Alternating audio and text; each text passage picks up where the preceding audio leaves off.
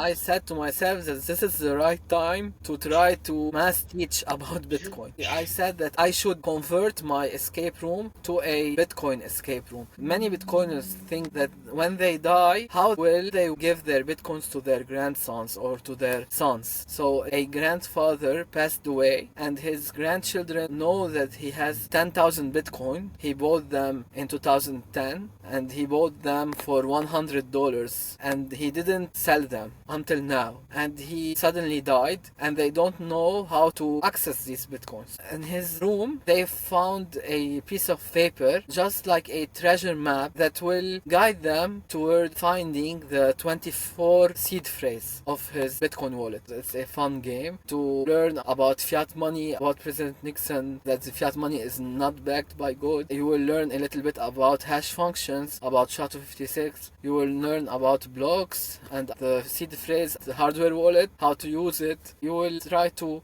exit the game while having access to your grandfather's Bitcoins. This is the main idea.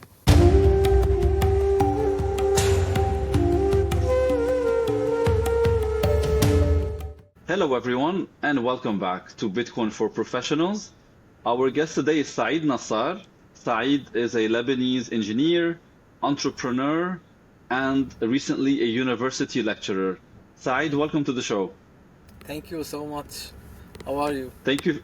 Thank you for taking the time. Very good. Actually looking forward to having this conversation.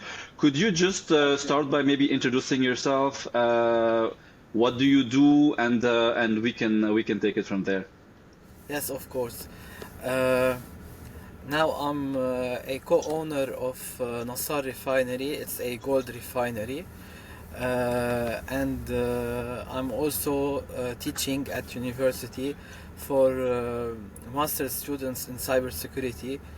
The course name is blockchain and cryptocurrencies. And I'm also teaching in the university for the engineering students first 2 years. It's an optional course and it's called cryptocurrencies. So that's what I'm doing, and I'm also lately doing the CFA. I don't know if you know it. It's a financial charter analyst.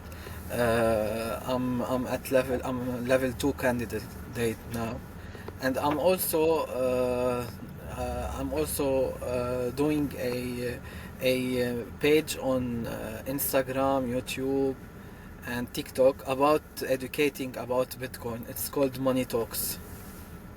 Okay, nice. That must keep you very busy. I know the CFA certification is a pretty tough one. Good luck with that. And Yes, thank you. creating content definitely is a full-time job. So how do you find the time to do all of that? I'm trying. I don't find time for everything every day. So, for example, now for my page, last time I posted was 3 weeks ago. So I'm trying. Okay. And I can see that you are joining us live from Beirut in your car. So this is kind of the life of a very busy person, taking Yes, meetings sorry, at. because I was at work and I'm going now to a workshop at 7:30 p.m. I'm doing a workshop in Lebanon about hardware wallet to teach Oh, nice. how to send your bitcoins from Binance or any exchange to your hardware wallet. Great. Okay, wonderful. Let's dive into that head on. So we'd love to know, when did you first hear about Bitcoin initially, and when did you start getting really interested about it? Do you remember, like, say, having an aha moment where you just realized, okay, oh my God, I need to get as much Bitcoin as I can? Yes, I'll tell you the story. First, I came from a family that is very financially active. My dad was a trader and investor. He always had Bloomberg on the TV. We always watched the prices of mainly everything: gold, euro, oil, anything. Since I was 3 years old, maybe.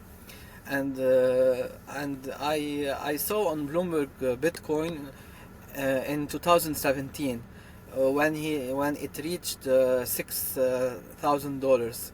It was in the bull of 2017, and I was surprised by its ascendant. It was ascending very fast, and I was shocked about this. I thought, whoa, it's a bubble, or what is this? It's weird. It was the first time that I see something going up that fast and that strong. My dad told me, just buy it, don't ask if it's going this up this fast. It might be something good. I tried to buy. I didn't know how. Binance wasn't active in Lebanon. It was so difficult to find an exchange to buy Bitcoin from. I tried to reach someone that I heard that he has Bitcoin, and he told me that he sends his money to UK, and a KYC process very long, and then you will get. So I felt that it's a headache. I don't have time for this, and I forgot about it.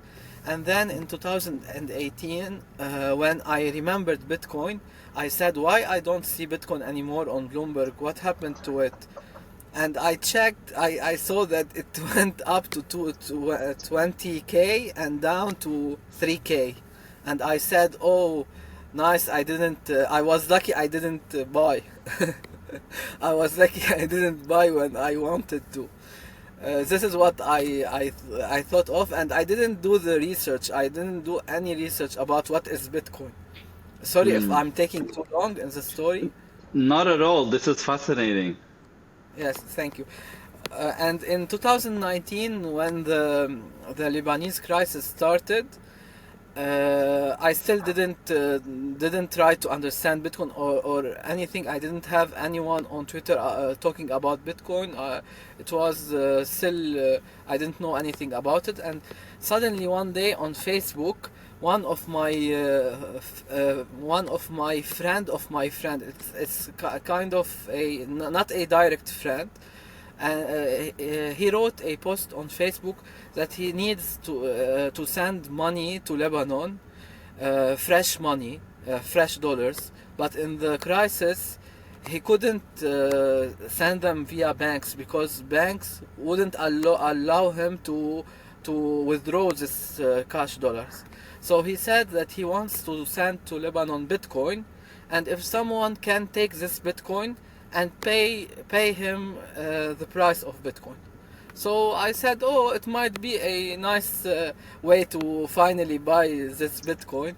I looked into its price and I saw it 7,000, almost near the first time I saw it in 2017. I said, that's okay, it's good price, and I talked to him. I told him, yes, I want to do this transaction with you when you come to Lebanon. And this way was my first time I buy Bitcoin, and without even understanding what is Bitcoin. I just bought it because I remember it's something good and it was going up, and I don't know why, but I felt that it might go up too. And then in 2020 I met someone called Asad Muawad. He was the friend of the person who sold me Bitcoin the first time.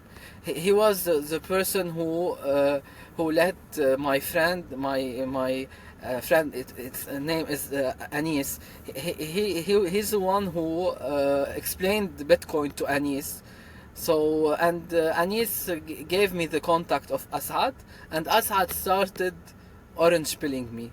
He started talking about Bitcoin all the time, and I was fascinated, surprised that Bitcoin is what I was searching for all my life. I mean, since I was a kid, I always loved to save money.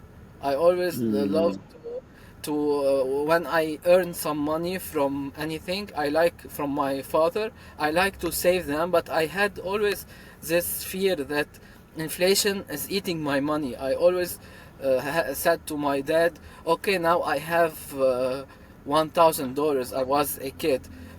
1,000 maybe now can buy me many drinks, many juices. But when I will be adult, I might that it will buy me the same amount because everything is going higher in price.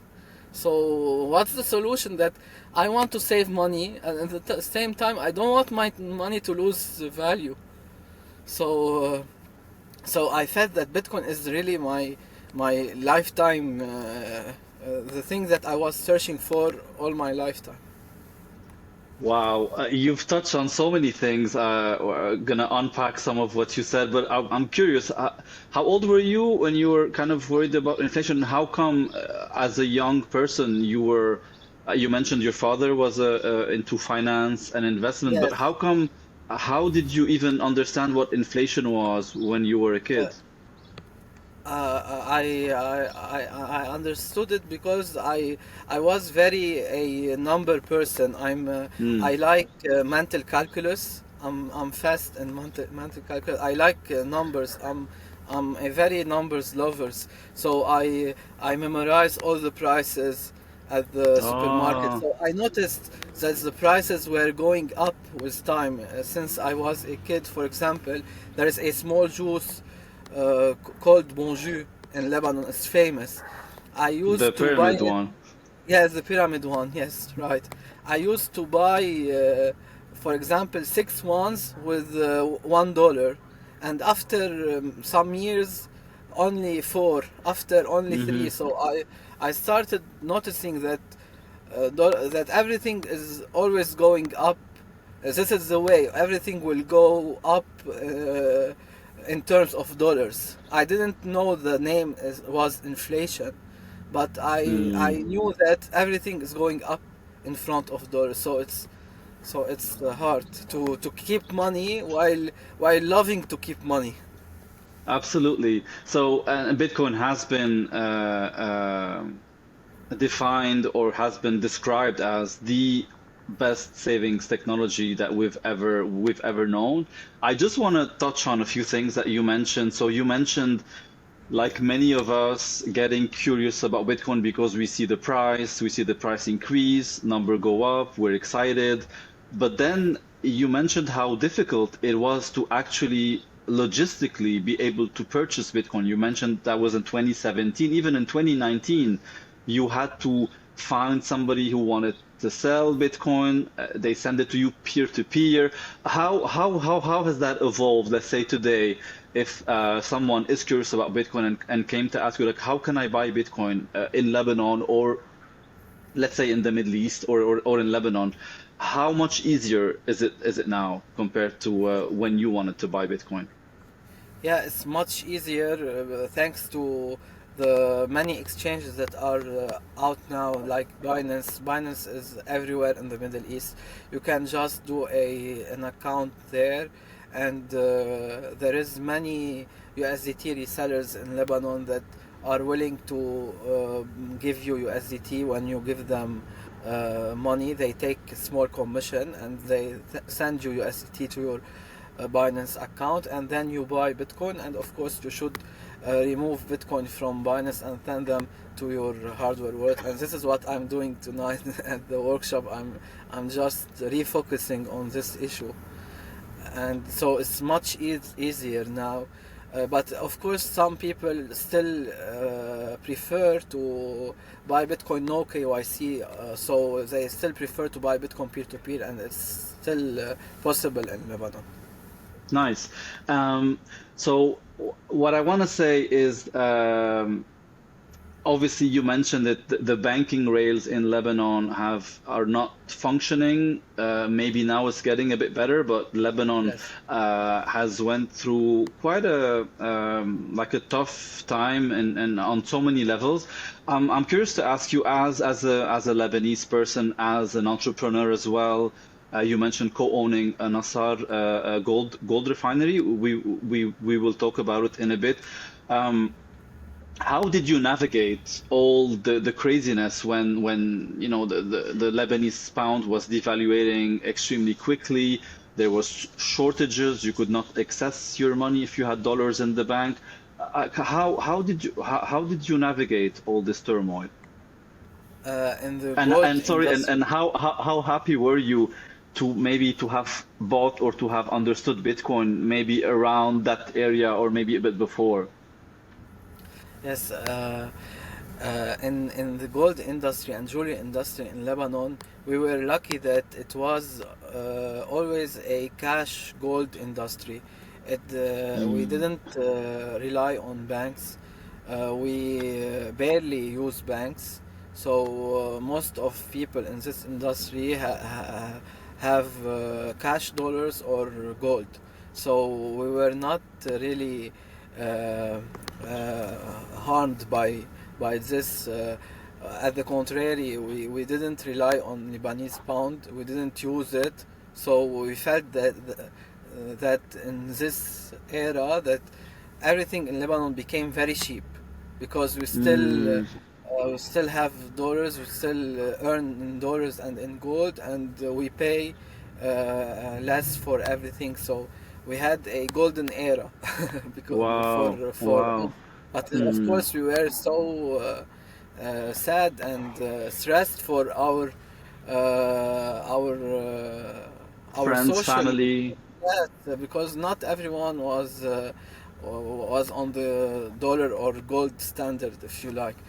Most people were earning money with Lebanese lira, so we were helpless to them until I discovered Bitcoin and I started to feel that to understand more gold. By the way, Bitcoin made me understand better gold and made me understand that Bitcoin is the superior gold, is the best asset.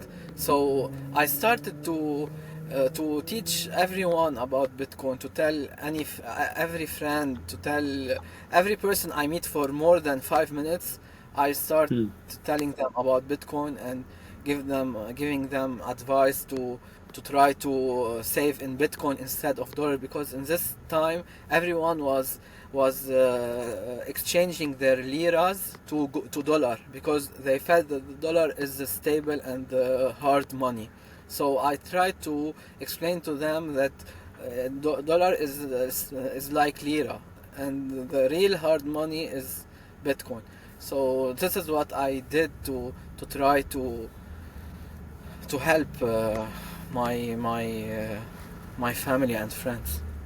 So what you're saying is that what many people all around the world also are maybe learning through pain is that you want to hold the hard assets. You don't want to hold the weak assets like the Lebanese pounds, like maybe the Egyptian pound. I don't know, maybe the Turkish Argentinian lira. peso, Turkish Yes. lira as well. And good for you. So you realized firsthand that when you hold hard assets, your purchasing power versus everything else increases. You said Yes. everything cost less for you because you had the hard asset. Um, what percentage of all these people that you were mentioning, Bitcoin, gold, that you were trying maybe to educate or to transmit whatever you learned, what percentage of these people were maybe open to accepting all this info, all this education that you were providing? uh, Almost every one of them because Wow. because I insist so much and I talk about Bitcoin so passionately that almost everyone becomes really interested to know why I'm that interested in it, why I find it that valuable.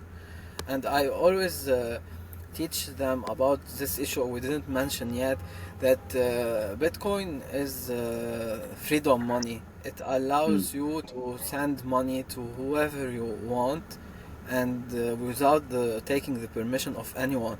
And this capital control, we saw it a lot in Lebanon, because we couldn't even send our money to ourselves. We couldn't even take out of our money from banks. So we really appreciate this freedom feature of Bitcoin, that we as Lebanese, some people see us that maybe because part of Lebanese are I don't want to talk politics, but part of the Lebanese people are not liked internationally. So they see, some people see Lebanese as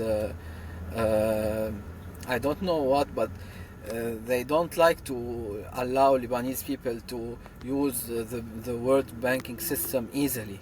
So Hmm. it's always Money we are laundering always laws under and scrutiny. probably. Hmm. Yeah, yes, because they see Lebanese people like this. So everyone should appreciate their own freedom, and that no one have the ability to forbid them from sending their money to anyone they like. For example, I like you, and I want to send you $100,000. If I want to send you this via the normal banking system, they will ask 100 questions. Why? Where did you get the money from? And why you are sending this to you, and everything, and tons of questions. But with Bitcoin, no one will ask you anything. It's a decentralized, permissionless network that you can just send your money freely, just like cash on the internet. Absolutely. And yeah, after this conversation, I will send you my Bitcoin address so you send me the 100K, as you mentioned. So I wanna ask, so what you're touching upon, let's say, comes to mind what happens with Russia. Obviously, we're not talking about politics, but just giving an example of how the control of the banking system has consequences. You can be forbidden to participate in the banking system. Look at the all the sanctions that say were put on Russia during the beginning of the Ukraine war. So I want to touch back on what you said about your father initially. You said he always had Bloomberg on the TV, and this is kind of how you started to see Bitcoin's price. What does your father think of Bitcoin today as a digital asset, Uh, as he, di- digital he gold? Yeah, he died in 2018. So Okay, he didn't. sorry. Yes, no, no worries. So he just told me just buy it in 2017, because it's something that going up, and of course some people in the market find it valuable, or Hmm. it won't go this up. This was his opinion about Bitcoin, but he didn't know anything about it, and I didn't know anything. I didn't do any research about it Okay. when Okay. he was alive. So, yeah, it's fascinating. I always my father has passed away as well a few years ago, and I'm always curious. I would have liked to have Yes, me too. discussions about Bitcoin with him. But so I'm happy to hear that your circle, your friends are receptive to learning about Bitcoin and about hard money, because my experience has been. Lots of people will tell you like I cannot touch it. I cannot. This is not something that is real. Like gold, for example, I have friends who are buying gold. Lots of people, I think they don't even have the mental maybe clarity because they're just living paycheck to paycheck. They're scared maybe to invest whatever little money they have into something that is still new or scary. Um, and so you have recently started giving lectures at one of the most reputable universities in Lebanon. I'm curious to know how, first of all, how did that thing come about, and where do you see, let's say, the path of adoption and education for Bitcoin in general in Lebanon and in the Middle East, region? Yes, about my university experience, I first wrote an article about Bitcoin. It's called "Why Bitcoin is so original and why its copies are doomed to fail." Why shitcoins are doomed to fail and why Bitcoin is so original. I wrote this paper on IEEE. It's a well-known journal for electrical and computer engineering. Okay. So I wrote this paper, and it was accepted on this journal, and my wife is a professor at the university at USG, and so when I wrote this article, she sent it to all the professors there in the university, and she didn't know, and I didn't know that they teach Bitcoin and cryptocurrencies for the master students in cybersecurity. We didn't know that, but one of the professors that saw the article remembered my name and remembered that I might know about Bitcoin. And then after maybe 2 weeks, the doctor who usually gives this lecture announced that she's traveling away from Lebanon. She's going away and she cannot teach it anymore. And I was Hmm. lucky that he remembered that he saw the article that I wrote, so he knows that I might be knowledgeable in this topic. So he asked from my wife to my number. So he asked for my number, and she gave it to him. And like this, he contacted me, and I was sure I will teach Bitcoin. I like to orange pill as much as as I can, even for students. So I didn't think twice about it. This was the last year, and then many professors heard that I teach Bitcoin, and even they saw me on Instagram and TikTok, because I do sponsorship for my videos a lot. So almost anyone in Lebanon saw me on social media because I pay for sponsors a lot. So one of the doctors. Of the professors in the university who is the director of the first 2 years was searching for a course to give as optional. So he Okay. saw me on social media and he thought that maybe he can give this as optional course because Bitcoin is going up, and he saw me talking about Bitcoin, and so he talked to me and told me if I like to give the course, and I said of course yes. And this is how I'm teaching now these two courses. So, and can you tell us more about what to say, what exactly do you teach? What, or like, say, what's the structure of the course, and who, Yes, what's the profile of students who are taking the course? You mentioned yes, of course. initially, you mentioned electric engineers, but has that changed since?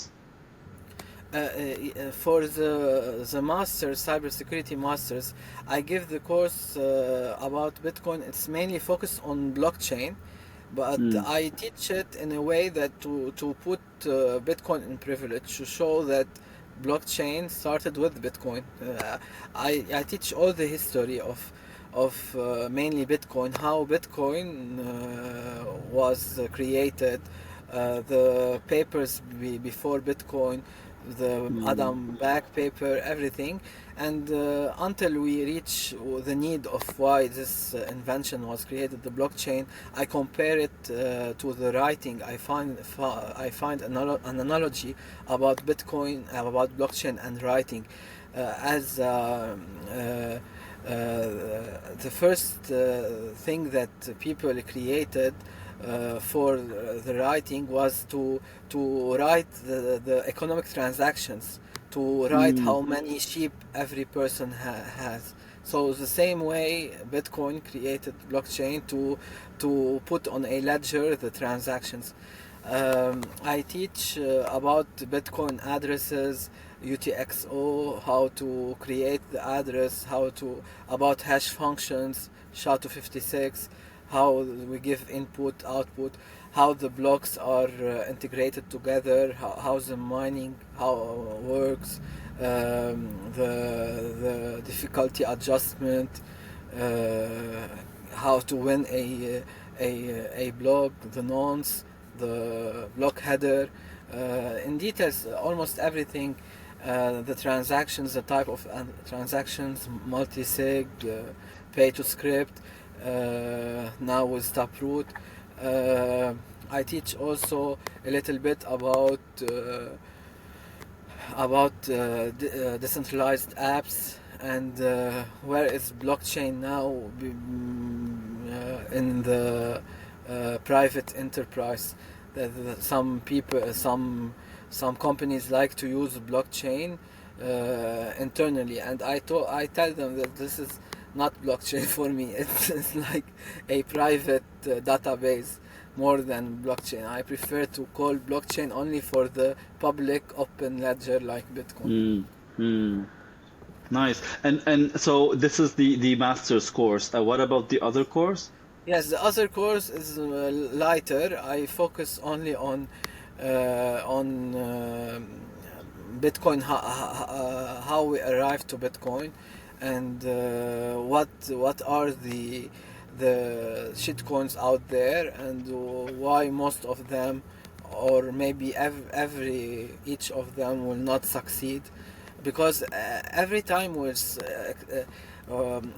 I teach about Bitcoin, the young people think directly that okay, Bitcoin went up Mm, before, but now what's the next Bitcoin? Which coin will do as Bitcoin? This is the first question that comes to their mind. So I explain to them that every other coin will have its hype, maybe, but it's a short-term hype, and you will not have time to sell it, maybe, because when you mm. see it going up, you will become greedy and you will not sell it. And it will go down and it will become useless after this, and another cheap coin will have the next hype, and every time this hype moved from a meme coin to another meme coin, and so why to take the risk and gamble with meme coins while you can have a decent, very strong return just by buying the really hardest asset and the safest asset. Yeah, absolutely. Investing in general does touch on so many parts of human psychology, like you mentioned, greed, excitement. So that's pretty fascinating. And this is definitely also something that I hear a lot about when I mention Bitcoin to my circle, to my friends. They think that it's too late now. It's over 100K. They don't realize how small Bitcoin's market cap is compared to gold, compared to bonds, compared to all the other assets, real estate, and how Yes. Bitcoin is slowly but surely going to eat up parts of these global assets.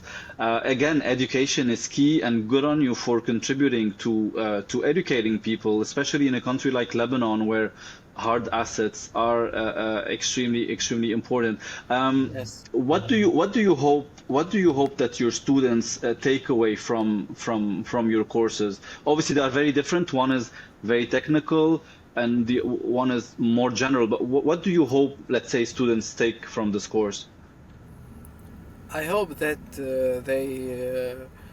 they understand what is money, because and Mm, they keep in their mind what is money, and the idea of the weakest link. I explain this to my students every time, that it's very important to have a decentralized system where there is no single point of failure. There is no single point of weakness. There is no a weak link. So when we think about putting our hard-earned effort in a money we should search for a money that has no weak links. I hope that they will remember when they start earning money that they should understand money, and they should, when they earn this money, think how to save it. Because we usually just take money and put money. We don't ask what is dollar, how dollar is created. They almost all of them think that it's backed by gold. So every time in the first session I tell them, I surprise them that since 1971 we are not on gold standard anymore. Since President Nixon told us that we are not on the gold standard anymore, dollar is not backed by gold. They are surprised, and they start thinking, so what is backing dollar? I explained to them that it's trust in the system, trust in the government only. This is what is backing dollar. So I hope that they will keep thinking, they will keep digging what is money, and they will keep saving their. I will hope that they will save their hard-earned money in Bitcoin. Definitely. Many Oh, I mean, people already started buying Bitcoin, even if they are students. The money that they can put aside, they are buying. that's it. Yeah, you can buy small chunks. You don't have Yes. to invest a huge amount. This is the beauty of Bitcoin, and I love it. Like all you can do is push maybe people gently towards the I don't know, towards the beginning of the rabbit hole, and then it is up for them to do the work to understand. So good on you. Um, I want to ask you about almost a year and a half ago, the Bitcoin ETF in the US was approved. So far, it has been hugely successful. It is the fastest selling ETF in the world. Over 100 billion in assets under management. You have 11 companies approximately. And after that, now is the age of the Bitcoin treasury companies. You know, you have some businesses that are converting their cash flow to Bitcoin as a reserve. Others are using financial markets in order to generate more cash flow and then buy Bitcoin. What are your thoughts on all of that? You know, the financialization of Bitcoin. Where do you stand on that? I like that. I'm very positive about it. It's the way that adoption works. We cannot say that Bitcoin is only for plebs. Bitcoin is Mm, literally for everyone and for anyone, and we were anticipating this to happen someday. Of course, a very hard, valuable asset. Everyone will want to buy, even institutions. So the thing that Saylor is doing, and everyone is starting to mimic him mm, with doing a Bitcoin treasury company, raising debt and buying Bitcoin. It's something logical to happen mm, because I see that when the financial institutions discovered Bitcoin and understood it finally, they cannot not to buy it. They cannot not to save their cash in something that increases in value. They cannot not to take all the leverage they can take to buy Bitcoin. This is the beauty of the bond markets. As much as creditors are willing to give to buy bonds from these companies, why not let them sell these bonds? Of course, I prefer to stay on safe side, to stay on a very low leverage debt over equity. I hope that Sailor will keep it this way, and until now its debt is very small in front of its equity, so it's very safe. I hope that every Bitcoin treasury company will take this safe path, and I'm not anxious or stressful even if some Bitcoin treasury company will go bankrupt. This is mm, the way that the market flush itself. This is the way that market each time will heal. If someone goes very over leverage more than it can endure, the market will wash him away, the market will humble him, and Bitcoin, the price of Bitcoin, maybe it will go down for a very little bit, and it will be an opportunity for everyone to buy cheaper, if it will ever happen, if a Bitcoin treasury company will go bankrupt, if it went over leverage. But until now, I feel that everything is safe until now. MicroStrategy, or the new name Strategy, is still very low leverage, and every new company that is the Jack Mallers company, David Bailey, Nakamoto, Metaplanet, Samler, there is every day we hear a new Pompliano did a new one 2 days ago. I think until now they are not leveraged at all, but I hope that it stays this way. And if not, I don't care, because the market will humble them. The market will flush away the leveraged people, and it will continue. Bitcoin will rise with them or without them. But I hope that they will stay safe. Yeah, nice. That was a great wrap up. And obviously, Bitcoin doesn't care. Bitcoin is going to produce a new block every 10 minutes, whether its price is 100K, 200K, a million. Bitcoin does what it does, regardless of what Yes, other people do with it. So, 100%. all of these companies that you mentioned are more in the West, in the US. A few months ago, the Abu Dhabi Investment Sovereign Fund disclosed almost $500 million in Bitcoin ETFs with BlackRock, I think.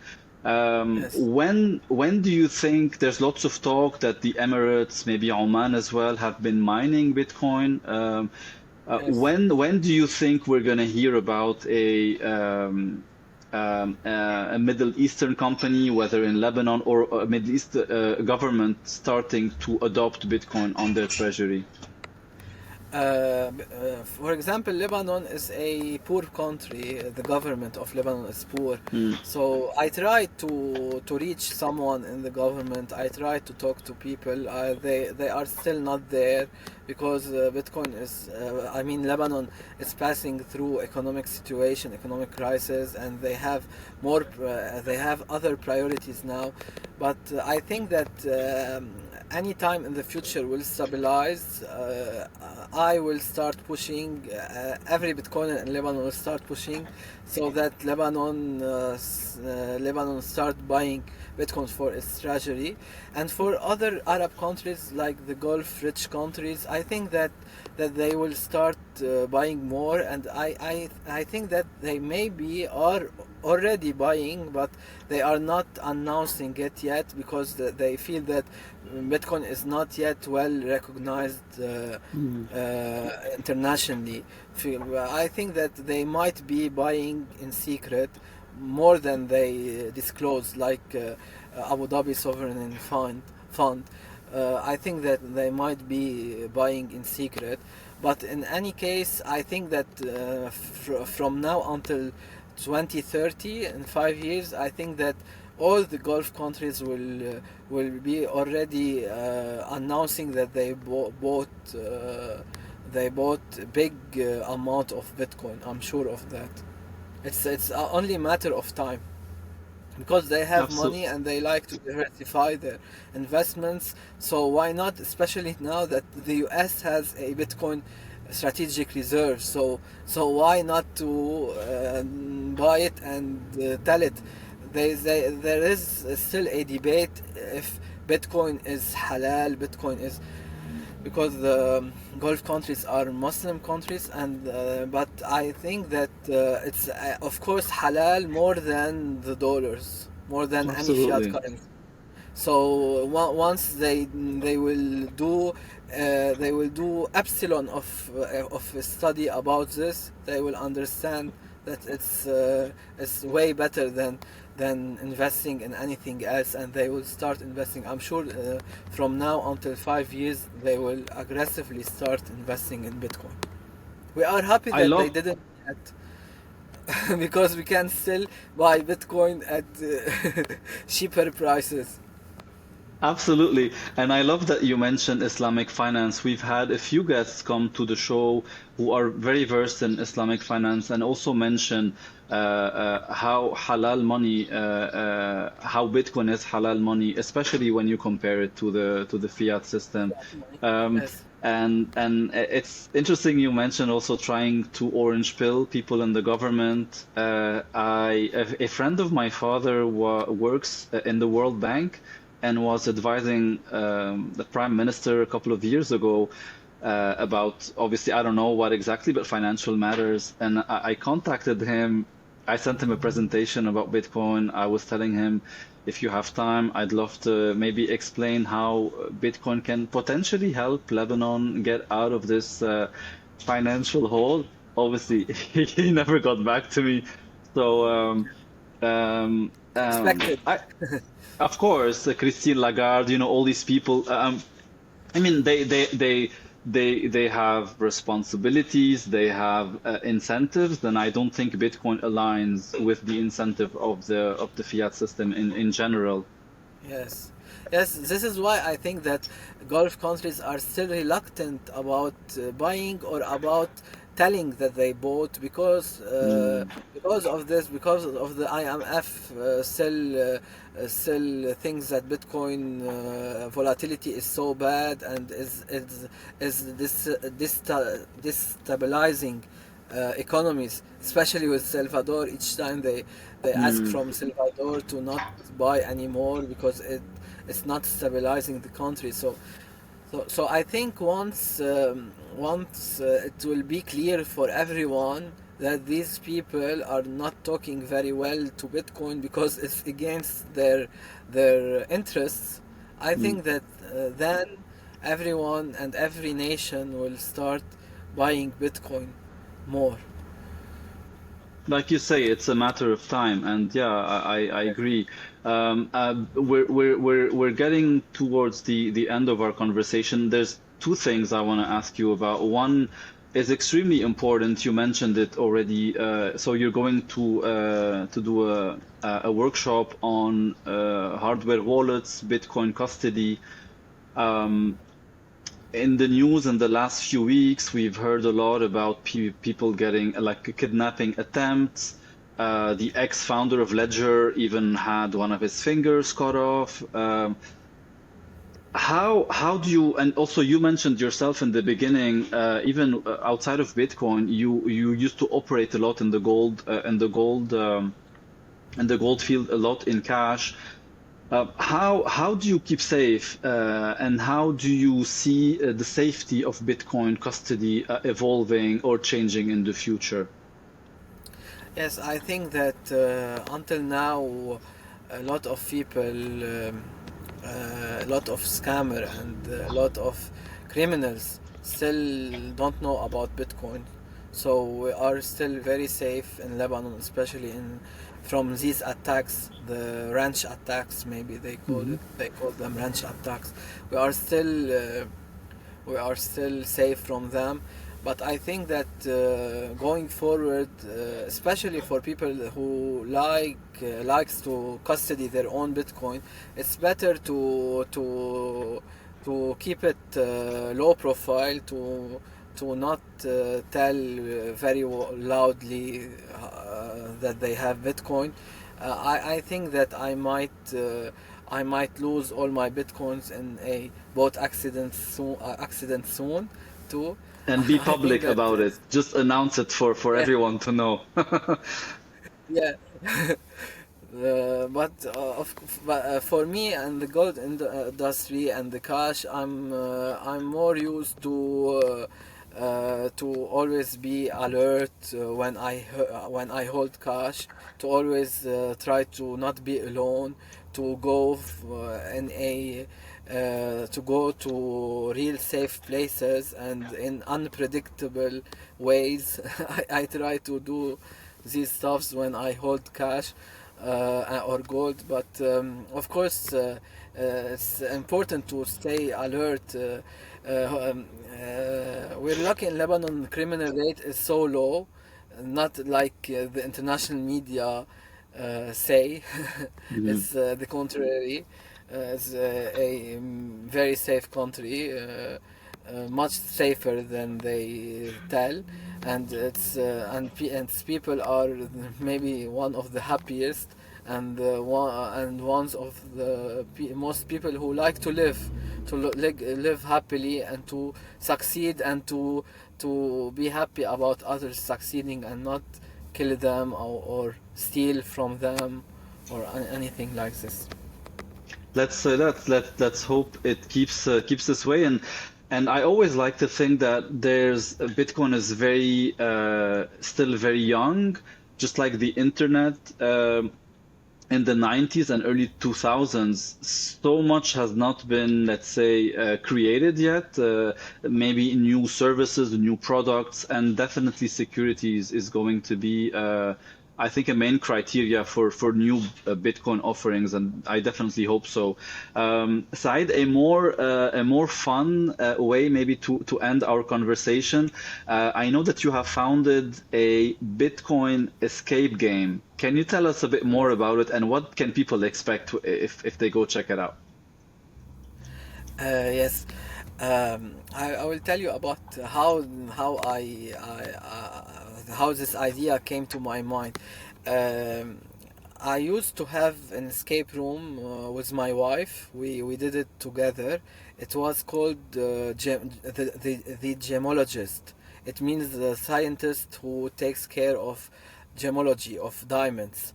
So I used to do this escape room to teach people about diamonds more, about the four C's: cut, clarity, color, about all things, because we had a lack in knowledge in diamond in Lebanon's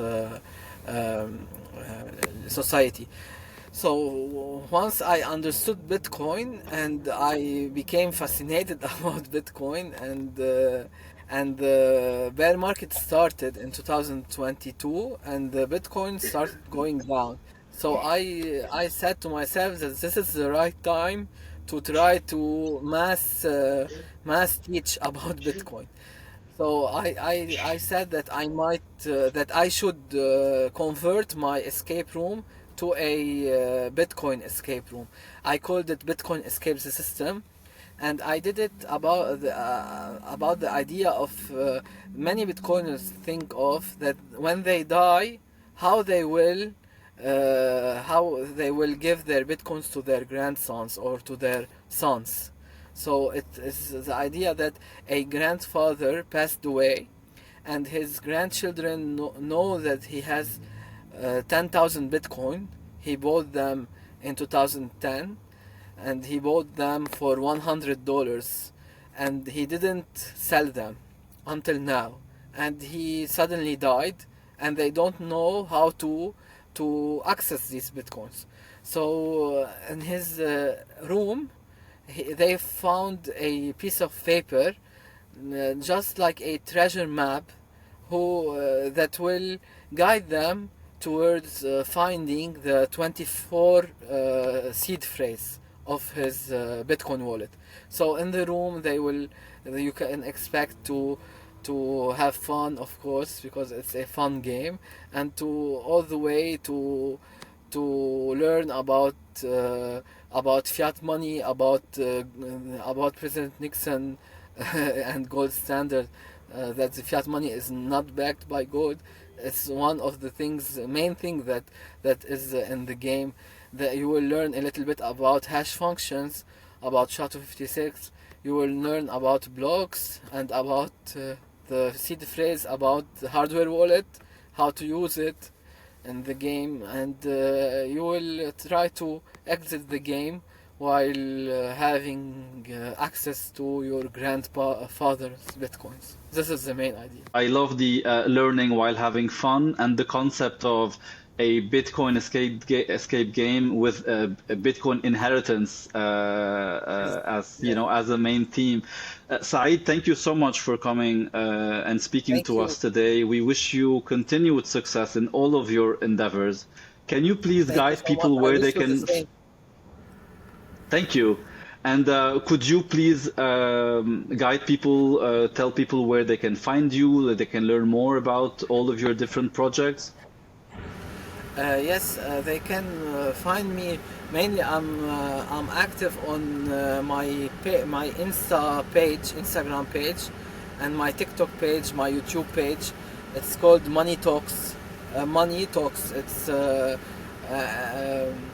Money. The user account is Money Talks 21M, 21 million Bitcoin. So it's Money Talks 21M.